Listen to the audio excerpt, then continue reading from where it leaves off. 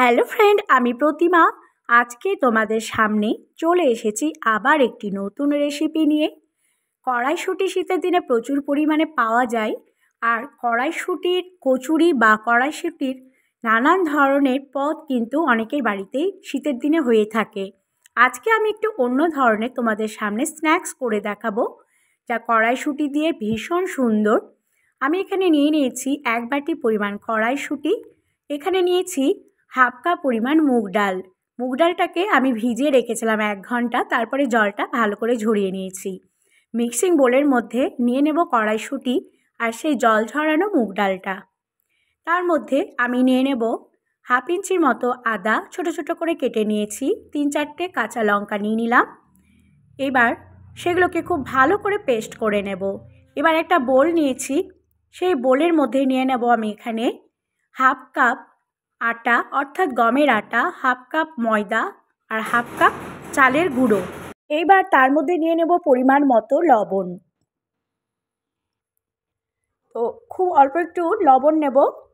এরপরে আরও কয়েকটি জিনিস আমি নিয়ে নিচ্ছি। আমি এখানে জোয়ান নেব হাফ চামচ পরিমাণ, আর নিয়ে নেব এখানে কালো জিরেও নিয়ে নেব প্রায় হাফ চামচ পরিমাণ। তার মধ্যে আরও কয়েকটি জিনিস অ্যাড করে নিতে হবে। আর আমি এটা খুব সুন্দর একটা নোনতা স্ন্যাক্স রেডি করে নেব, তাই একটু স্পাইসি হলে কিন্তু খেতে আরও বেশি সুন্দর লাগবে। তাই আমি এর মধ্যে আরও কয়েকটি জিনিস অ্যাড করে নিচ্ছি। এবারে এর মধ্যে আমি নিয়ে নেব কাস্তুরি মেথি 1 টেবিল চামচ পরিমাণ, আর নিয়ে নেব এখানে কুচনো ধনে পাতা। ধনে পাতাগুলোকে খুব সরু সরু করে কেটে নিয়েছি। এখানে আমি নিয়ে নেব হাফ কাপ পরিমাণ ধনে পাতা। তো ধনে পাতা আর ময়দাগুলোকে খুব ভালো করে শুকনো অবস্থায় আমি একটু চামচ দিয়ে এইভাবে মিশিয়ে নেব। প্রথমে শুকনো জিনিসগুলো কিন্তু একটু চামচ দিয়ে মিশিয়ে নেব। তারপরে এখানে ময়ামের জন্য আমি নিয়ে নিচ্ছি 1 চামচ পরিমাণ ঘি। তোমরা চাইলে রিফাইন্ড অয়েলও দিতে পারো। তো এই স্ন্যাক্সে একটু ঘি দিলে কিন্তু বেশিই ভালো লাগে খেতে। তো এবার ঘি দিয়ে একটু ভালো করে হাত দিয়ে এইভাবে মিশিয়ে নিতে হবে। আর ঘিয়ের একটা সুন্দর ফ্লেভার আছে, তাছাড়া ঘিয়ের একটা সুন্দর টেস্ট আছে, তাই এই স্ন্যাক্সে ঘি দিলে কিন্তু বেশি ভালো লাগে। তোমরা চেষ্টা করবে একটুখানি ঘি দেওয়ার। এবার একটু ঈষদ উষ্ণ জল নিলাম, ঈষদ উষ্ণ জল দিয়ে আটাটাকে খুব ভালো করে মেখে নেব। তো বন্ধুরা, ঈষদ উষ্ণ জল এই জন্যই নিলাম যেহেতু এখানে আমি ঘি দিয়েছি, আর একটু গরম জল দিয়ে মাখলে তাহলে খুব ভালোভাবে ঘিটা মিশে যাবে, সেই জন্য একটু আমি গরম গরম জল নিলাম। আর আটা মাখাটা কিন্তু একেবারে সফট হবে না। এটা আমরা যেমন রুটি খাই, রুটির থেকেও কিন্তু একটু শক্ত করে আটাটাকে আমি মেখে নেব। আর একেবারে বেশি জল দেব না, অল্প অল্প জল দিয়ে কিন্তু আমি একটা ডো বানিয়ে নিচ্ছি। আর ডোটা কিন্তু একটু শক্ত করেই মেখে নিতে হবে। তো এইভাবে অল্প অল্প করে জল দেব আর আমি আটাটাকে মেখে নেব। তো দেখতেই পাচ্ছ আটা মাখাটা ঠিক এই ধরনেরই হবে, একটু শক্ত। আটা মেখে নিয়ে বেশ কিছুক্ষণ ঢাকা দিয়ে রেখে দেব, প্রায় 20 মিনিটের মতো সেটিকে আমি একটু ঢাকা দিয়ে রেখে দেবো। আর হাত দিয়ে ঠেসে ঠেসে কিন্তু আটাটাকে একটু মেখে নিতে হবে। আটা মাখাটা আমার রেডি হয়ে গেল। এদিকে একটা কড়াই চাপিয়েছি, কড়াইয়ের মধ্যে 1 টেবিল চামচ পরিমাণ ঘি আবারও নিয়ে নিলাম। ঘিটাকে খুব ভালো করে একটু গরম করে গলিয়ে নিতে হবে। এবার তার মধ্যে নিয়ে নেব হাফ চামচ পরিমাণ মৌরি, হিং নিয়ে নেব খুব অল্প একটু। আর এখানে একটু হিং দিলে কিন্তু এই যে আমি স্ন্যাক্সটা করব তার টেস্ট কিন্তু অপূর্ব হয়, তাই একটুখানি আমি হিং দিলাম। এবার এখানে দিয়ে দেব ভাজা জিরের গুঁড়ো 1 চামচ পরিমাণ। এগুলোকে একটু নাড়াচাড়া করে হালকা করে একটু ভেজে নেব। মৌরিটাকে একটু হালকা করে ভেজে নিলে কিন্তু সুন্দর একটা ফ্লেভার বেরোবে। এবার স্বাদ মতো আমি নিয়ে নেব এর মধ্যে লবণ। কালারের জন্য আমি এখানে অল্প একটু হলুদ গুঁড়ো দিচ্ছি, সামান্য একটু হলুদ গুঁড়ো দেব। আর সবশেষে আমি এখানে নিয়ে নেব লাল লঙ্কার গুঁড়ো।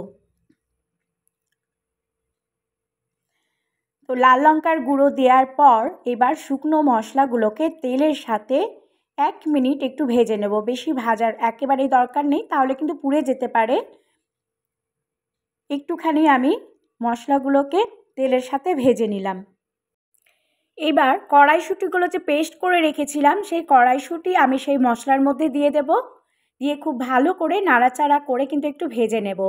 কড়াইশুঁটির কাঁচা গন্ধটা যেন না থাকে এইভাবে একটু নাড়াচাড়া করে নিতে হবে। উপর থেকে আমি নিয়ে নিলাম এখানে 2 টেবিল চামচ পরিমাণ বেসন, আর বেসন দিয়েও খুব ভালো করে সেগুলোকে মিশিয়ে নেব আর 2-1 মিনিট এটাকে একটু রান্না করে নিতে হবে।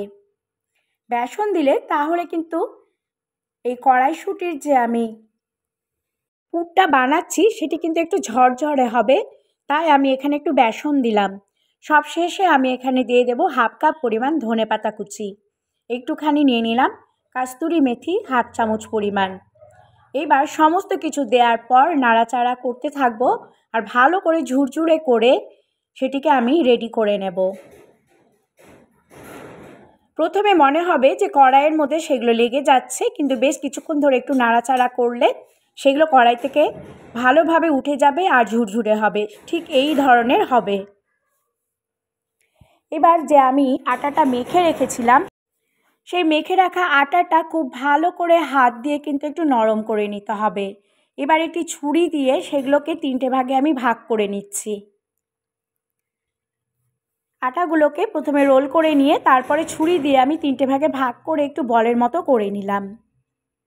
এবার একটুখানি রিফাইন্ড অয়েল নিয়েছি, সেটি ভালো করে লাগিয়ে নিয়ে সেই লেইগুলোকে এবার বেলে ফেলা পালা। তো এইভাবে ভালো করে পাতলা করে কিন্তু আমি বেলে নেব। প্রথমে একটা বড় দেখে রুটির মতো বেলে নেব, তারপরে একটি ছুরি দিয়ে 4-5টা চৌকো করে আমি কেটে নিচ্ছি।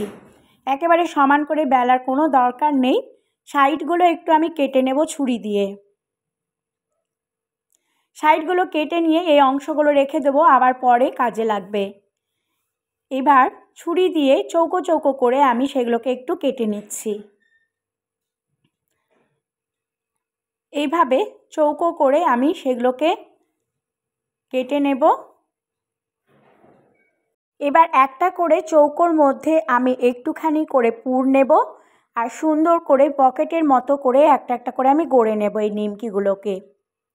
তো এইভাবে মাঝখানে আমি একটুখানি পুর দেব, খুব অল্প করে দেব, আর সাইড থেকে এইভাবে নিয়ে এইভাবে একটা আমি ডিজাইন করেছি। তোমরা চাইলে অন্য ধরনেরও ডিজাইন করতে পারো। এইভাবে আমি সাইডগুলোকে মুড়ে দেব। প্রত্যেকটাকে ঠিক এইভাবে আমি একটা একটা করে গড়ে নিচ্ছি। এই ধরনের হবে, মাঝখানে পুর ভরে সুন্দর এই স্ন্যাক্স আমি প্রত্যেকটা তৈরি করে নেব। আরও একটা আমি তোমাদেরকে করে দেখাচ্ছি, ঠিক এইভাবে তোমরা করে নেবে। মাঝখানে একটু পুর দিয়ে 2 দিকে কোণা নিয়ে এইভাবে টান টান করে আমি একটু চেপে নেব, আবার 2 সাইড থেকে এইভাবে আমি পকেটের মতো করে চেপে তৈরি করে নিচ্ছি।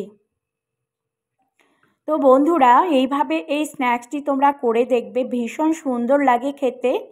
তো আমরা নানান ধরনের স্ন্যাক্স খাই কিংবা কড়াইশুঁটির কচুরি খাই, তো এইভাবে যদি তোমরা এই স্ন্যাক্সটি তৈরি করো ভীষণ সুন্দর।